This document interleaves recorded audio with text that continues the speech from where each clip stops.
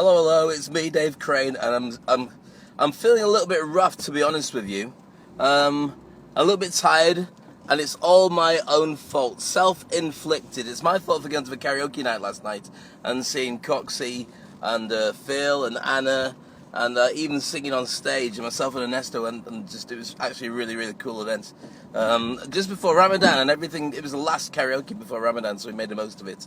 And it ended up with me getting a smart drive home, which is what you should do if you've enjoyed Mr. Guinness. And so it was the most expensive pint of Guinness I think I've ever had, probably cost me about 200 dirhams. Anyway, moving on. I got in about 1:30. And I'm normally up at 4 o'clock to make sure that everything's ready for Maya and to get my emails done and start my day. And so I've had about 2.5 hours sleep, which means I'm pretty rough by now. It's getting to that point now where I'm just thinking, you know what, if I just close my eyes, that'd be really nice to go to sleep. And that's not the best way you should think of when you're driving a car. And it's times like this when, you know when you say that your life passes before you die? Well, that's actually meant to be your subconscious mind scanning through the images of things that you've had before to see if you've had this situation before so you can get out of it. But I think when it's a time like this and you're really tired and a bit ropey and ratty, my mind suddenly stops working and I start hearing my mum's voice in my head. And you know when your parents, well certainly my mum, I love her to bits, so I don't mean it in a horrible way, but you know when you...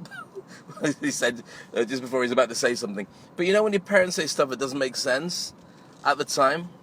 And so you hope that it will make sense later on, and sometimes it never does. This was what she would call burning the candle at both ends. So I've been burning the candle at both ends. You deserve all you get. We've got lights. We've got electricity. Why would I use a candle? Don't answer that question. Shouldn't think like that. So another one used to say, what was it? Always paddle your own canoe. I can hardly swim. Why would I get in a canoe? And why would I let anybody else paddle it? It's not big enough for anybody else to be in at the same time. What's all that about? So answers on a postcard if you can work out what they mean. Also, oh yeah, this is a good one.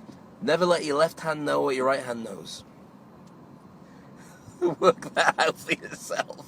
I'm married, so I've got no idea what your connotations could be. Keep it to yourself.